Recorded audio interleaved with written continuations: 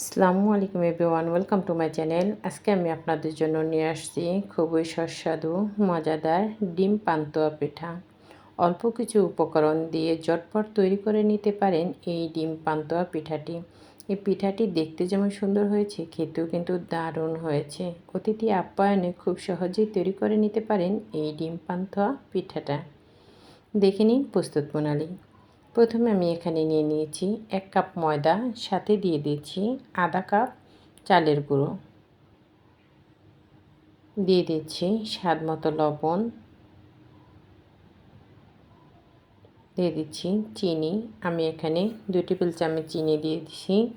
আপনারা আপনাদের স্বাদ অনুযায়ী দিয়ে নেবেন, যে যেরকম মিষ্টি খেতে পছন্দ করেন। সাথে দিয়ে দিচ্ছি গুঁড়ো দুধ, দিয়ে দিচ্ছি 2 টেবিল চামচ সয়াবিন তেল। দিয়ে এখন আমি সবগুলো উপকরণ ভালোভাবে মিক্স করে নিব।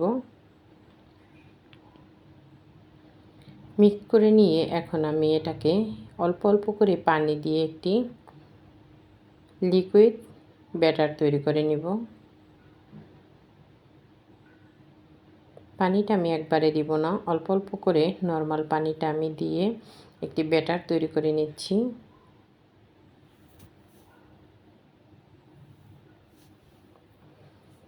ব্যাটারটাকে আমি ভালোভাবে নেড়ে চেড়ে নেব, যাতে ব্যাটারটা খুব স্মুথ হয়।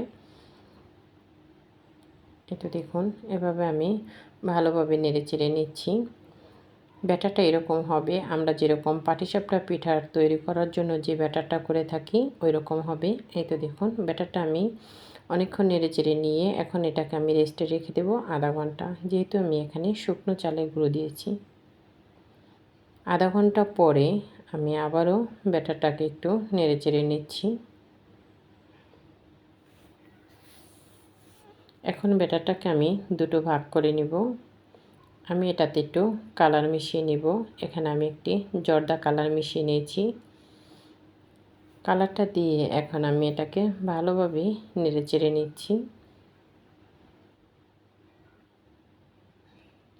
এই তো দেখুন, নেড়ে চেড়ে নেওয়া হয়ে গেছে। এখন আমি চুলায় বসিয়ে দিচ্ছি ফ্রাই প্যান। ফ্রাই প্যানে দিয়ে সামান্য একটু তেল ব্রাশ করে নিচ্ছি। নিয়ে এখন আমি এই ব্যাটারটা দিয়ে দিয়েছি ফ্রাই প্যানে, দিয়ে এভাবে একটু ঘুরিয়ে নিয়েছি। আর একটি সাইডে আমি দিয়ে দিচ্ছি 2টি ডিম। ফ্রাই প্যানটা একটু সাইড করে আমি ডিম 2টি দিয়ে দিচ্ছি।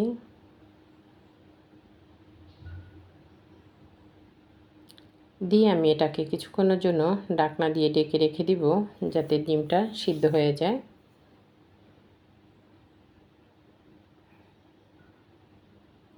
এটা দেখুন, অনেকটাই ডিমটা সিদ্ধ হয়ে গেছে। এখন একটি সাইড দিয়ে আমি কুসুমটাকে একটু একটার সাথে একটা লাগিয়ে দিব।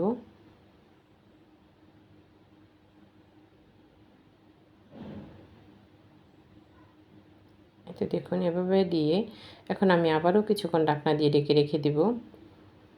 ডিমটা এই তো দেখুন অনেকটাই সিদ্ধ হয়ে আসছে। এই পর্যায়ে আমি এটাকে উল্টিয়ে নিব। একদম আমি ডিমটার কুসুমটা কাঁচা কাঁচা রেখেছি। এটার ভাপেই ভিতরের ডিমটা পুরোপুরি সিদ্ধ হয়ে যাবে। এখন আমি আবার দিয়ে দিচ্ছি সাদা লেয়ারটা, দিয়ে আমি ঢাকনা দিয়ে ঢেকে রেখে দিব। এই তো দেখুন সুন্দরভাবে ভাপ উঠে গেছে। এখন আমি এটাকে এটার সাথে ভাঁজ দিয়ে নিব।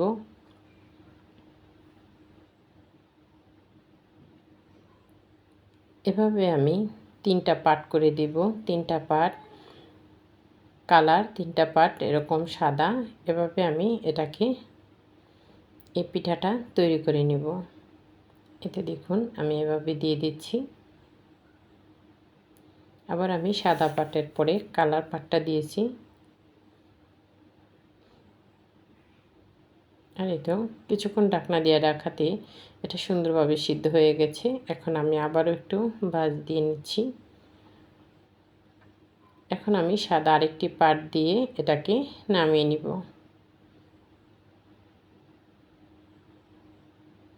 এই তো দেখুন আরেকটি পার্ট দিয়েছি, কতটা সুন্দর হয়েছে, এটা কত স্মুথ হয়েছে। এখন আমি এটাকে নামিয়ে পিস পিস করে কেটে নেব।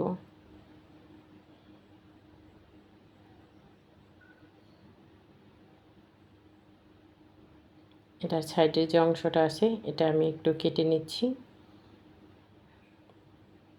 কেটে নিয়ে এখন আমি এটাকে এরকম করে পিস করে কেটে নিচ্ছি।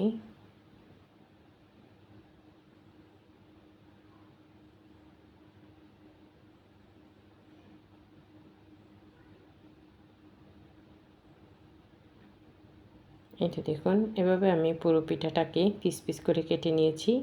এখন আমি পিঠাটা উঠিয়ে দেখাচ্ছি এটা কতটা সুন্দর হয়েছে আর কতটা লোভনীয় হয়েছে।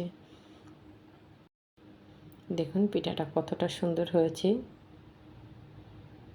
এটা দেখতে যেমন সুন্দর হয়েছে, খেতেও কিন্তু দারুণ হয়েছে। অতিথি আপ্যায়নে ঝটপট করে নিতে পারেন এই ডিম পান্তুয়া পিঠাটা। সবাই ভালো থাকবেন। আল্লাহ হাফেজ সবাইকে।